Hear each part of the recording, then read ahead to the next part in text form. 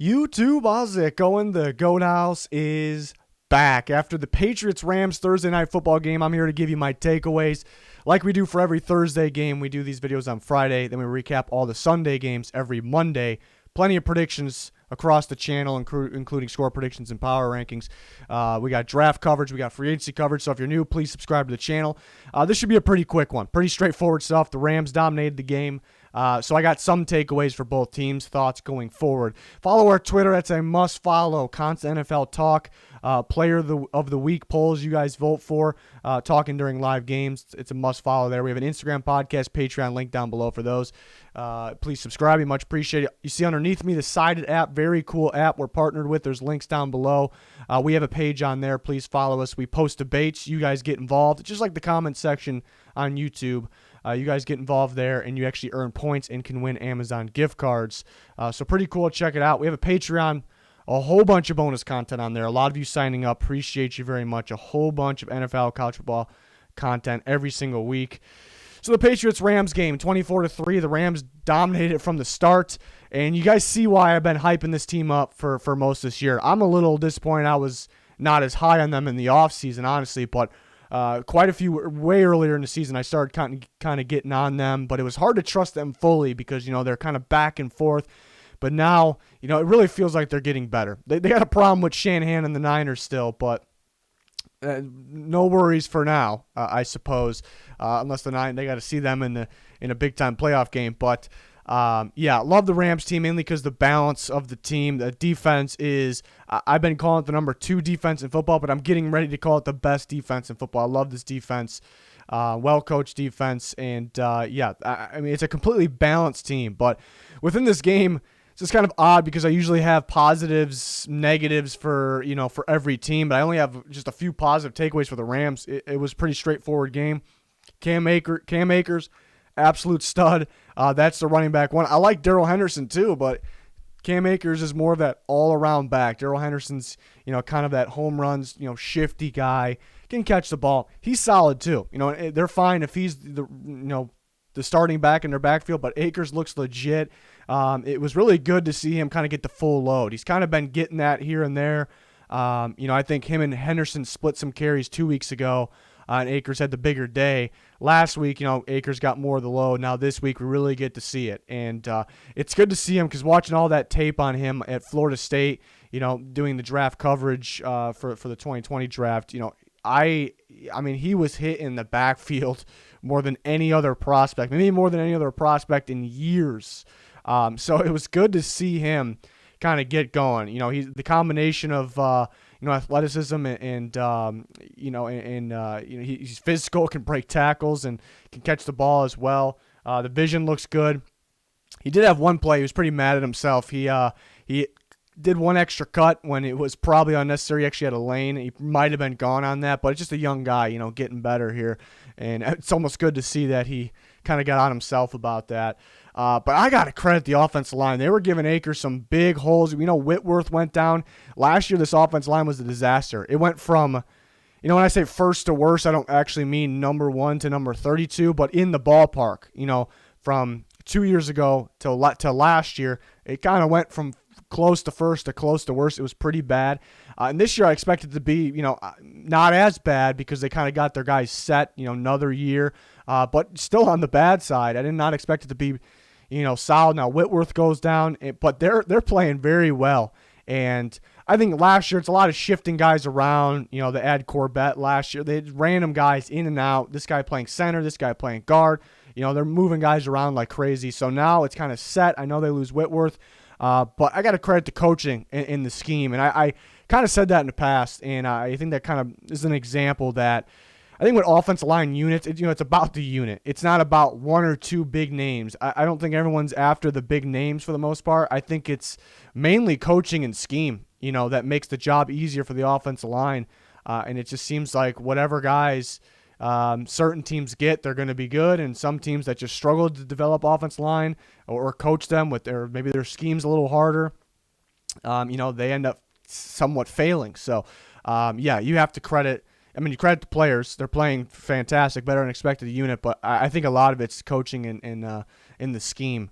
And defensively, I got to credit the entire defense. Usually I put players in here, but I just didn't have enough space to put the players. We could talk about them, though. Kenny Young, they traded for in the Marcus Peters trade last year, and he was a little disappointing. They couldn't really get him on the field full time, and now he's looking solid. It feels like whoever they put in there, is gonna play well, gonna be effective. That's what it feels like at the moment. That's a good defense, well-coached defense. Leonard Floyd's been fantastic, constantly getting pressure. I think he tallied a half a sack last night against the Patriots. It won't really show how well he played, how well he has been playing. He's been getting constant pressure. He's good in the run game. We knew that in Chicago. Like, he was pretty solid in the run game, which is kind of odd too, because the Bears drafted him a few years ago out of Georgia, and he was too thin, undersized, not lengthwise, obviously, and they had to put some weight on him. Put some strength on him, and it's kind of odd that his strength's always been, run defense, and it's still good, still at a very high level, but he's getting pressure. He's getting to the quarterback like crazy. Guys like Troy Reader, this is all kinds of guys. Aaron Donald's the obvious one. Michael Brockers had a pretty big day. The defense as a whole, and there's not a weak spot in the defense. Everyone's playing well. Some guys get hurt. Next guy steps up. You see Rapp get hurt a couple weeks ago, and I like him a lot. Next guy steps up. So I got to credit, these players for playing hard, swarming to the ball, but the coaching staff has done a fantastic job. It was a dominating performance. I kind of worried. I mentioned that the Rams had kind of a problem with playing the Niners, something with Shanahan's got the game plan for them. But when the Niners win, when they look real good, they go out there and establish a run. They pound the football, wear you out a little bit. And they have the keys on defense to get takeaways as well. And I thought that was Patriots ball too. I did pick the Rams, but I thought it'd be closer because of that. I picked the Rams because it's the better team. I like the Rams a lot. But the Patriots, I thought I had some similarities. They got a great coaching staff. They'll take the ball away from you on defense, and they'll pound the football and wear you out. And I thought they had some keys there, somewhat similar to the Niners. So it's just impressive for the Rams. It feels like they're getting better. N'Keal Harry didn't do anything, I guess, spectacular, but I think that's one positive. I tried to find one positive I can take away from the Patriots. I like N'Keal Harry out of Arizona State. We see the game changing, the receiver position changing, the guys that just have the best footwork. Footwork combination with speed and separation ability, I think they all go together. Those guys are just the guys that are thriving in today's NFL.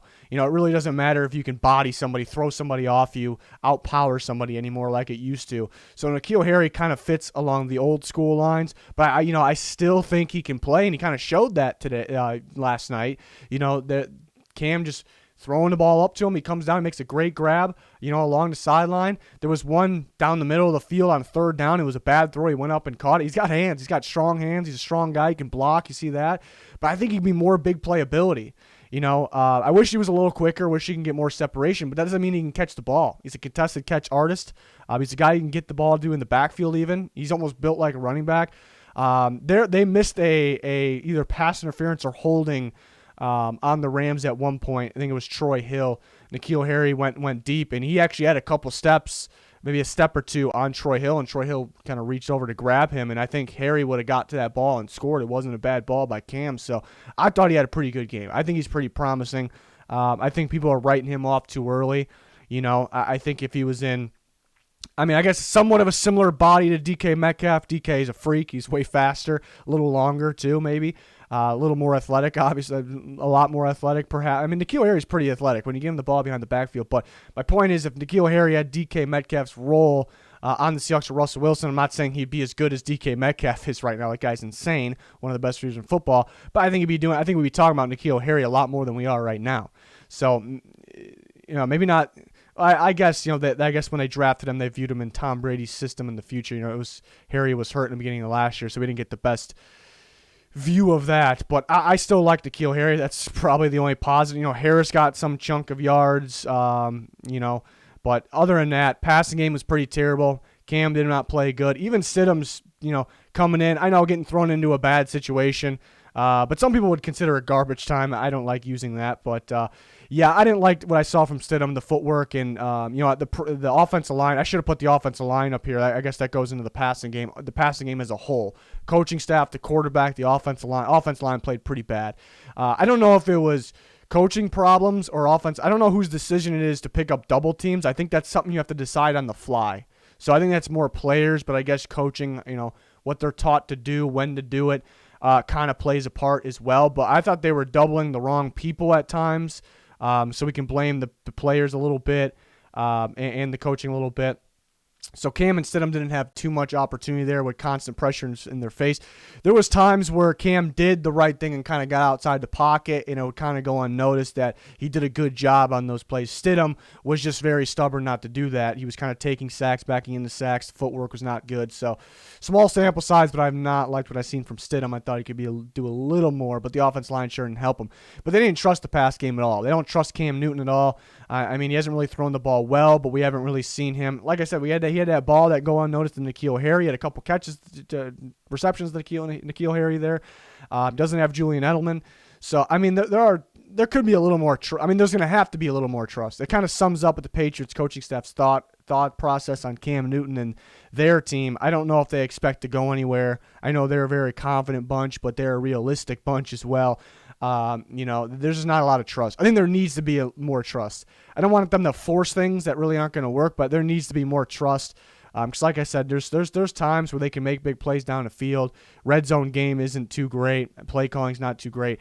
Defensively, I didn't expect the Rams really could have scored 42 points in this game if they wanted to. Maybe I'm a little exaggerating a little bit, but they could have. Tackling wasn't that good at all, which was surprising. The effort wasn't that good. Going into tackles too high, too soft, letting that guy get that extra yard. Happened a lot near the sticks, where the guy should have been stopped 3, 2, maybe 1 yard short of the sticks, but he ends up getting it a high percentage of time there. The Rams even had some guys kind of running backwards at times, which was the wrong decision. Didn't end up being too costly because the Patriots had some poor tackle attempts or effort mainly, in my opinion. They kind of gave up early. That's what it felt like, and I was surprised to see that. So mainly negatives from the Patriots. They can still, they need a miracle to make the AFC playoffs. AFC is pretty tough, but never know with them. Rams are just a better team. Rams are a pretty good team. They're a pretty damn good team. And it's really just, I've been saying it's about controlling the turnovers. Jared Goff did have that interception, odd one to Robert Woods. It was behind him, so that one's on Goff. But Woods came down to the ground with the ball, but did he have possession long enough? The answer, debatable. The answer is no. In my opinion, and obviously in the refs' opinion, it was pretty easy for them to decide. So yeah, that's kind of on Goff. So another turnover for him. But then he has these moments, that touchdown to Kupp, just a perfect ball, not too many quarterbacks. I mean, it looks simple, but when you realize how hard that is, that out there, tight coverage, the end zone, teams aren't worried about 10, 20 yards downfield. They're worried just about the end zone, so it's even tougher. So Goff has his good moments too. When he rolls out, I like him a lot as well. It's just managing those turnovers. If they can do that, they're a Super Bowl team, plain and simple. They're one of the best teams in football. They could be the best team in football.